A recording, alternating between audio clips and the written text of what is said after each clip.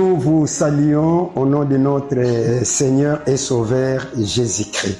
Toujours dans la continuité du développement de notre thème de la délivrance complète. La fois passée, il y a eu une partie là où j'avais parlé, mais j'avais laissé un peu des zones d'ombre pour que nous puissions rendre cette zone d'ombre trop explicite. Dans 2 Corinthiens chapitre 5 verset 17, il est écrit ceci: si quelqu'un est en Christ, il est une nouvelle création. Les choses anciennes sont passées.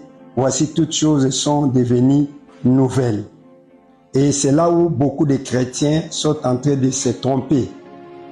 Cette portion de l'écriture concerne le salut. Cela veut dire toute personne qui a reçu Jésus-Christ comme Seigneur et Sauveur, c'est le visa pour hériter le royaume des cieux. Mais à ce qui concerne la vie terrestre, il y a beaucoup de choses encore à faire.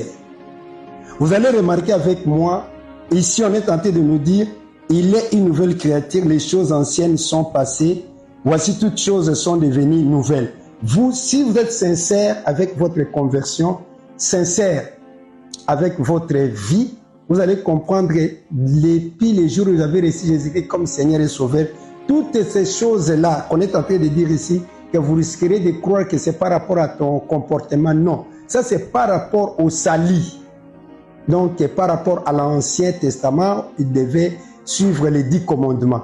Mais maintenant, pour hériter le royaume des cieux, mais dans la nouvelle alliance, dans la nouvelle dispensation, il suffit seulement de recevoir Jésus-Christ sincèrement comme ton Seigneur et ton Sauveur personnel. Là, vous avez la vie éternelle. Et Éphésiens est tenté de rendre cela trop explicite. Éphésiens chapitre 2, je commence à partir du verset 8 jusqu'à 10. Il est écrit ceci: car c'est par la grâce que vous êtes sauvés par les moyens de la foi. Et cela ne vient pas de vous, c'est le don de Dieu. Ce n'est point par les œuvres, afin que personne ne se glorifie. Ça, c'est par rapport au salut.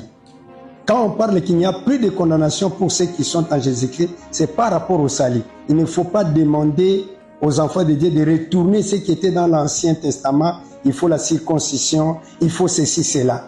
Donc, lorsque la personne accepte Jésus-Christ comme son Seigneur et son Sauveur, il a automatiquement la vie éternelle.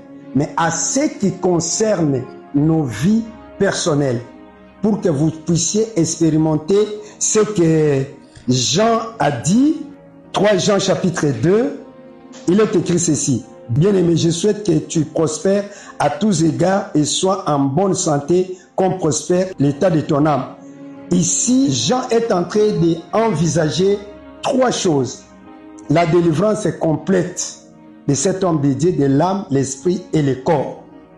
Et c'est comme ça que nous sommes en train de parler de la délivrance complète. Donc nous sommes appelés à chercher la délivrance pour que nous puissions expérimenter la prospérité à tous égards. Ne nous trompons pas, comme c'était au début encore de notre conversion, passé de cela, si c'est, je peux dire, 30 ans. Nous, on croyait que quand tu reçois seulement Jésus-Christ comme Seigneur et Sauveur, directement, tu es délivré. Quand tu as reçu Jésus-Christ comme Seigneur et Sauveur, il y a les autres qui continuaient même en cachette, continuaient à boire, les autres la cigarette. Mais chemin faisant, Dieu a commencé à faire tomber ces choses une à une. Et les autres, vous allez voir que c'est pasteurs des années, mais vivant dans la pauvreté, jusqu'à ce qu'il a compris que non, je dois faire ceci, cela, pour recevoir ma délivrance complète.